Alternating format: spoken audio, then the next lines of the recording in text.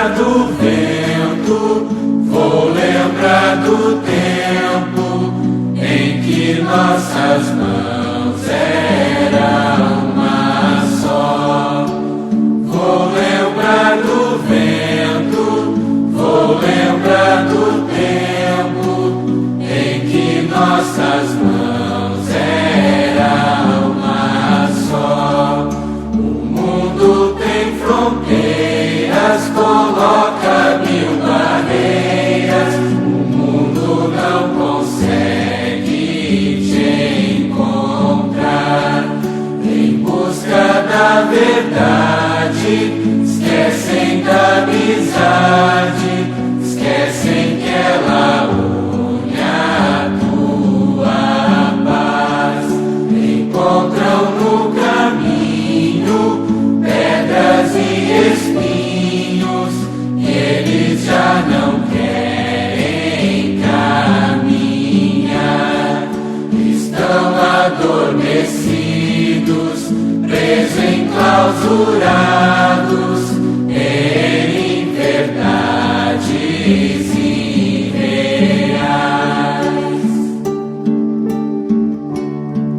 Desperta tu que dormes, desperta e traz a tua paz. O mundo que está em guerra precisa ouvir a tua voz. Desperta tu que dormes, desperta e traz a tua paz. O mundo que está em guerra precisa ouvir a tua voz. Ó meu irmão, estende a tua mão e vem comigo caminhar. Desperta tu que dormes, teu Cristo interior, e deixa tua voz falar de amor. Desperta tu que dormes, desperta e traz a tua paz.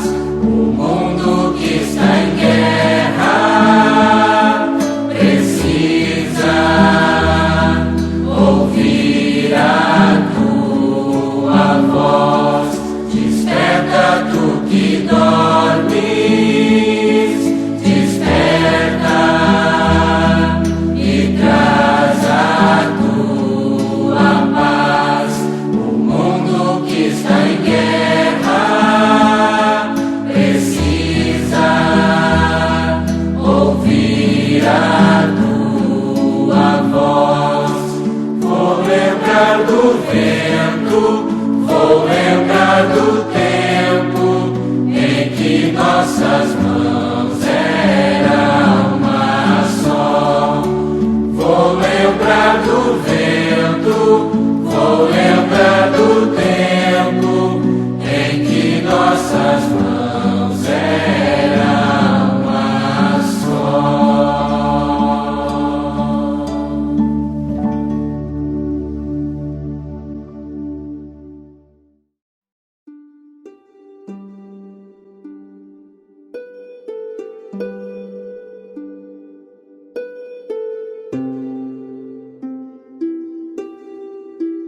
Através desta prece, eu peço ao bom Deus, nosso irmão Jesus, que possa nos abençoar, nos iluminar, nos proteger. Peço a espiritualidade amiga que vá a cada um dos irmãos que está ouvindo essa reunião. Entre no lar desta família, entre no lar desta pessoa, entre no nosso lar. Energias positivas, de sabedoria, de compreensão, amor, fraternidade. Pai nosso que estais no céu, santificado seja o vosso nome. Venha a nós o vosso reino. Seja feita a vossa vontade, assim na terra como no céu. O pão nosso de cada dia nos dai hoje. Perdoai as nossas ofensas, assim como nós perdoamos a quem nos tem ofendido, como não deixeis cair em tentação, mas livra-nos de todo o mal. Com esta prece, damos início à nossa reunião, que seja de bom proveito a todos. Neste momento, passo a palavra para o nosso amigo Renner Ribeiro, de Goiânia, que vai nos falar um pouco do Evangelho de Jesus. Boa noite aos amigos de Indiara. É com muito carinho que a gente atende ao convite da Janete e dos nossos irmãos do Centro Espírita Vicente Paulo. Lugar esse que a gente está sentindo uma saudade danada de pisar, né? De voltar presencialmente para podermos conversar, para podermos nos encontrar de novo, né? Estamos passando por tempos difíceis, mas no futuro próximo, com muita certeza, voltaremos às nossas atividades, né?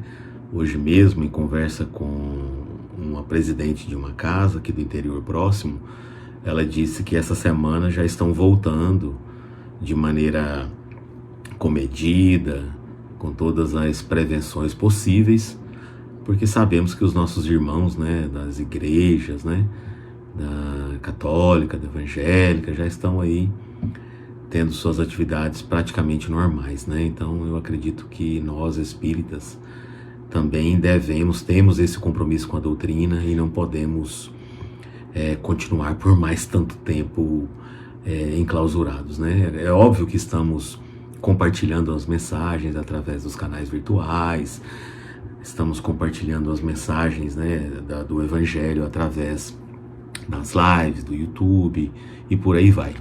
Mas ninguém mais do que nós mesmos estamos precisando desse trabalho presencialmente. É um bate-papo curto, né? E a gente vai tentar falar um pouquinho hoje do tema como viver em meio a tantas dificuldades, né? A gente vira e mexe, estamos em dificuldades. É a dificuldade financeira, é a dificuldade da saúde, é a pandemia que chegou, é a economia que perdeu o controle, é o arroz que saiu de 15 para 25, 30 reais, é o aço que subiu na construção, é o remédio que subiu. Então a gente está sempre em dificuldades, de todas as ordens. É a nossa saúde, realmente estamos cercados, como diz Kardec, né, no capítulo 3 do Evangelho segundo o Espiritismo, por todos os tipos de mazelas, né, até pelo tipo de mundo que a gente vive.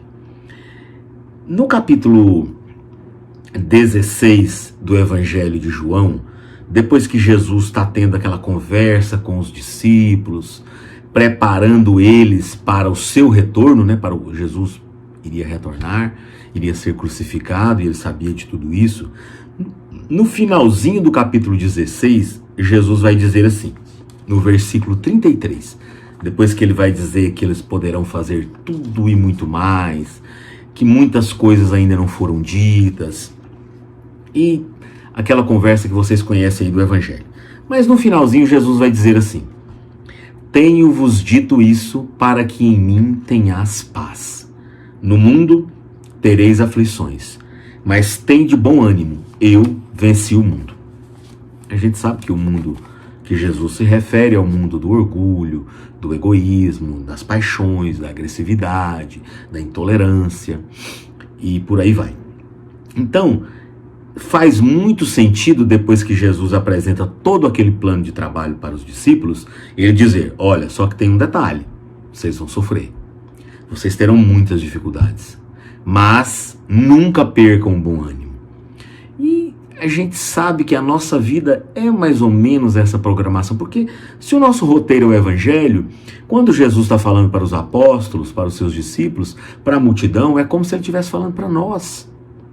Ele está falando para nós.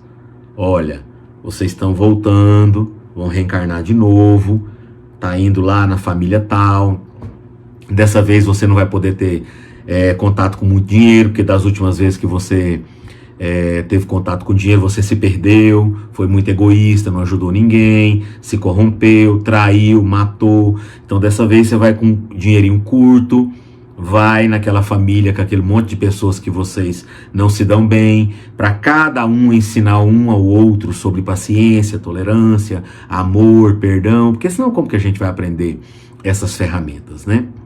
Então, Jesus, quando a gente tem que ter essa ideia do Evangelho, que quando Jesus está falando para os apóstolos, para a multidão, para quem seja, para o paralítico, ele está falando para nós, ele está falando para a gente, né? Então, quando a gente vê essa mensagem, quando a gente lê essa mensagem de que no mundo a gente vai ter problema, fica até parecendo, né? Sem o Espiritismo, fica até parecendo uma praga, né? Sabe que Jesus está jogando uma praga na gente? E a gente sabe que não é isso, né? E aí a gente vai lá no capítulo 3, primeiramente, do Evangelho segundo o Espiritismo, que eu tinha falado agorinha, e nesse capítulo Kardec nos apresenta o planeta Terra, onde ele vai dizer que o planeta Terra é um hospital, o planeta Terra é um hospício, o planeta Terra é um presídio, o planeta Terra é um lugar malsão, sem saneamento, um lugar exposto a mazelas, a doenças, a tudo que é tipo de coisas ruins. Então, Kardec está descrevendo o planeta Terra. E o que caracteriza o planeta Terra ser desse jeito? Eu já falei quando eu estive aí em Indiara. O que classifica o planeta são os espíritos que vivem aqui. Então nós que ainda somos muito infantis, que estamos começando a nossa evolução, nós ainda temos todos esses tipos de vícios, ainda nos corrompemos, ainda roubamos, matamos, traímos, assassinamos, estupramos, falamos mal dos outros, colocamos as pessoas em fria, somos egoístas, não somos caridosos, né? Porque a gente confunde muito caridade com fazer algo que a gente gosta. E a gente sabe que caridade é aquele bem, a caridade que a gente gosta também é um bem, mas a caridade verdadeira é o perdão das ofensas, é a gente conviver com aquelas pessoas que a gente não gosta, porque conviver com os que a gente gosta, fazer certos tipos de caridade que o coração da gente é bom, agrada, é fácil. O difícil é fazer a caridade para quem que a gente não gosta. Eu até disse aí, da outra vez que eu tive em Indiara, se eu não disse eu vou dizer, que eu dei até um exemplo de uma tia que ficou morando num apartamento que eu e minha esposa temos, né? E é uma tia que eu amo ela, gosto muito dela. E ela passou por algumas dificuldades financeiras e ela morava nesse apartamento e iria vender o apartamento e sei lá onde ela iria morar. E na época eu podia comprar esse apartamento e deixei ela morando por um bom tempo nesse apartamento. E sem pagar aluguel, até que a vida dela voltasse aos trilhos. E aí eu pensando, né? Não é muito caridade isso, porque eu gosto muito dela. Ela é uma pessoa que para mim é uma segunda mãe. Ela faria isso por mim também. Então será que isso é muita caridade? E aquele parente que eu não gosto, será que eu teria feito o mesmo? Aquela pessoa que eu não gosto, que inclusive eu não falo com ela, será que eu teria deixado ele morar nesse apartamento por um bom tempo, sem pagar aluguel, até que a situação dele melhorasse? Então olha como a caridade tem certas nuances, né? É a mesma coisa a questão do mal, né? Porque depois que a gente sai, que a gente entende ali o capítulo 3, a gente vai para o capítulo 5. A gente já sabe que a Terra é um hospital. Então se a gente está internado no hospital, a gente é doente. A gente sabe que a Terra é um planeta prisão. Então nós estamos aqui cumprindo pena. Não estamos aqui porque queremos. Estamos aqui porque estamos cumprindo pena. Estamos ressarcindo para a consciência divina. Estamos reparando coisas males que fizemos no passado contra a natureza, contra certas pessoas. Então, de certa forma, a gente está aqui pagando conta mesmo, exceto espíritos mais evoluídos aí, missionários, né? Que não é o meu caso. Então, quando a gente pula para o capítulo 5 e a gente vai ler lá, bem-aventurados os aflitos, e Kardec inicia falando da justiça das aflições, falando que todo o mal que nos acontece é justo, isso não quer dizer que seja bom. Não quer dizer que eu vou ter que sorrir, bater palma, eu tô com uma doença incurável, não é isso. Quer dizer que todo o mal que nos chega, ele foi adquirido por nós mesmos. Nós somos hoje o que nós fizemos ontem. E seremos no futuro o que a gente fizer hoje. Somos responsáveis por tudo. Não, a gente não faz o mal para os outros. A gente só faz o mal para nós mesmos. É a lei do escândalo, que está lá juntamente com a lei de causa e efeito. Então, quando a gente estuda essa questão da justiça das aflições, e a gente está passando por determinado problema, a gente para pensar, mas não é justo. O meu filho com uma doença incurável, ou meu marido, ou meu pai, a minha mãe, ou eu, ou a situação financeira difícil que eu vivo, ou o constrangimento que eu tenho no meu trabalho, e aí a gente vai fazer uma comparação. Aquele acidente que teve lá no 11 de setembro nos Estados Unidos, que morreram mais de 4.000 pessoas, o acidente das Torres Gêmeas. Teve pessoas, isso foi uma reportagem feita lá pelos americanos, pessoas que foram trabalhar, que iriam trabalhar aquele dia e tiveram uma dor de barriga e chegaram atrasados. E o prédio caiu e ele não morreu. Teve pessoas que o pneu do carro furou e ela se atrasou naquele congestionamento de Nova York, chegou atrasado para morrer. Olha que maravilha. Teve pessoas que bateram o carro. Olha o tanto que é ruim bater um carro. Eu estou indo trabalhar, vou chegar atrasado, bati o carro. Só que o prédio que eu ia entrar caiu e eu não morri. As aflições que nos chegam, né? Kardec vai falar de 2 tipos de aflições, as que a gente causa o tempo todo, agora no presente, nessa encarnação, pelo que a gente come, pelo que a gente pensa, pelo que a gente faz, pelo que a gente não faz, pelo que a gente fala mal, pelo que a gente deixa de fazer, pela nossa preguiça, pela falta de exercícios, pela falta de caridade. Tudo isso são causas atuais das aflições. E ele vai falar também das causas anteriores, que são as expiações. Aquelas que nos encontram, ou que já nos encontraram e que não tem para onde correr. Porque a gente deixou ela lá no passado e ela vem e não tem erro. Então, esse mal que nos chega, ele é para um bem maior também. É a mesma história de bater o carro e chegar atrasado no trabalho e o prédio pegou fogo, morreu todo mundo e eu me salvei. Espiritualmente é a mesma coisa. Então a gente tem que passar a pensar, encarar as situações difíceis, não que isso seja fácil. Existem situações muito difíceis, principalmente quando envolvem pessoas que a gente ama, pessoas que a gente gosta, principalmente quando envolve a desencarnação das pessoas que a gente ama, principalmente quando envolve a desencarnação precoce, sem nos avisar, das pessoas que a gente ama, como é o caso do coronavírus, que levaram várias pessoas do dia para a noite, sem que a gente pudesse ao menos despedir. Só que a gente não precisa despedir, porque a gente vai reencontrá-los. Nós somos espíritas, não existe a morte, o espiritismo matou a morte, nos reencontraremos infinitas vezes, estaremos juntos eternamente. Imagine se Deus vai separar algo onde existe amor, não o amor doentio, o amor egoísta, mas o amor de verdade, o amor que deixa saudades, o amor que não tem cobranças. É lógico que Deus nunca vai separar isso. Então, quando a gente passa por determinados problemas, ao invés da gente procurar culpados, quem que me causou isso, e até às vezes se foi trazido por alguma pessoa, algum tipo de situação de perseguição, a gente tem que dizer o que em mim fez com que eu passasse por isso? O que em mim ainda faz com que eu precise disso? O que em mim me faz ter esse tipo de pensamento? Que eu não quero mais, que eu quero mudar de vida, eu não quero mais passar por isso. Então a gente vai começando a ter uma mudança de postura, de pensamento, e a nossa situação tende a melhorar. Não que, porque eu acredito então que eu fiz algo no passado e é por isso que eu estou passando nisso, minha vida vai melhorar. Não, mas isso te dá força. É o ajuda-te que o céu te ajudará, que também está lá no capítulo 25 do Evangelho, segundo o Espiritismo. Porque o ajuda-te que o céu te ajudará é uma extensão do pede e obtereis, do buscai e achareis. Mas o que a gente tem que pedir? Força, saúde, trabalho, esperança. É isso que a gente tem que pedir. Não adianta a gente ficar pedindo para ganhar na Mega Sena, não adianta a gente pedir para poder Deus tirar o problema da nossa vida. É o contrário. A gente tem que pedir para Deus nos dar forças para suportar este problema, atravessar esse problema. Então, essa vida nossa, né, em meio às dificuldades, né?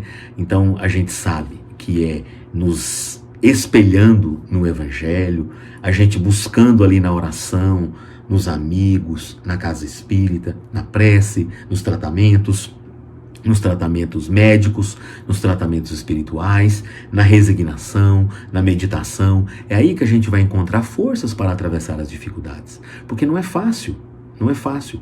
Não pense que quando eu digo que quando um problema chega na sua vida, você o causou, que eu estou dizendo isso de uma maneira tranquila ou de uma maneira... Não, eu sei que é muito difícil passar por determinados problemas, mas também que não vai adiantar nada a gente gritar, xingar, brigar com as outras pessoas e afastar até quem pode nos ajudar da gente.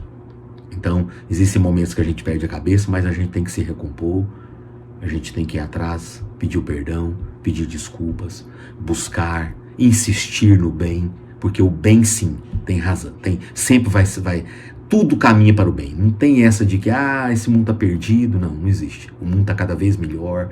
A gente está sempre caminhando para frente. Não podemos cair nessa de que o mundo está pior, que isso é um conto. Então é isso, meus irmãos. É um tempinho muito rápido, né, que a Janete me pediu.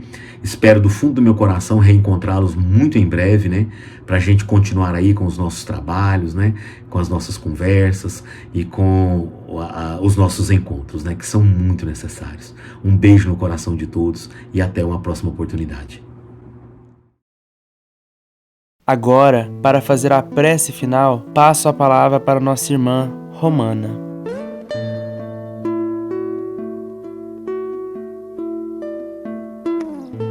Vamos, neste momento, sintonizar Jesus e orar em favor dos enfermos nos hospitais, nas prisões. Abençoa, Senhor, nossos lares, nossos familiares e todos aqueles que apelam pelo Teu infinito amor. No livro Amizade de Meimei, psicografia de Francisco Cândido Xavier, nota de coragem. Não te afaste da paciência quando as dificuldades se agravam.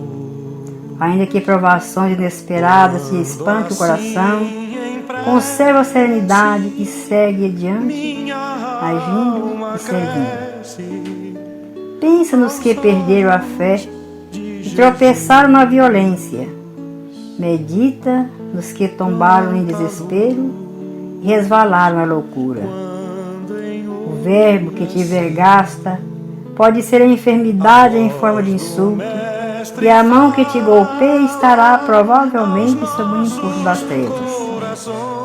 Coragem não é revidar, nem cair na exibição do poder. A coragem verdadeira ergue-se da compreensão e da bênção, quando o desequilíbrio tente assaltar-te. Em qualquer circunstância, escora-te no esforço de esguardar o bem. Mas estiveres a ponto de pronunciar qualquer frase refletida ou de empreender a mínima ação contra os outros, ora e silencia, porque o céu te ouve e Deus te ajudará. Nesse momento, sintonizando essas palavras de Jesus, vamos sintonizar também o nosso país, as pessoas que governam o nosso Brasil. Oremos por elas, porque elas merecem, e nós também estamos juntos em pensamento, pedindo a Jesus que nos ampara e nos fortaleça, hoje, agora e sempre, e que assim seja. A voz do Mestre fala. Enfim, meus amigos, nossos irmãos, companheiros da reunião do Centro Espírita Vicente de Paulo, comunico que está chegando ao fim, mas não fique triste, semana que vem tem mais reunião para todos nós, com a alegria de Jesus, com amor, fraternidade, carinho. Então fiquem todos bem. Inspirações, sabedoria, elas vêm. É só a gente pensar positivo e buscar os bons amigos espirituais. Fiquem todos com Deus e até o próximo sábado.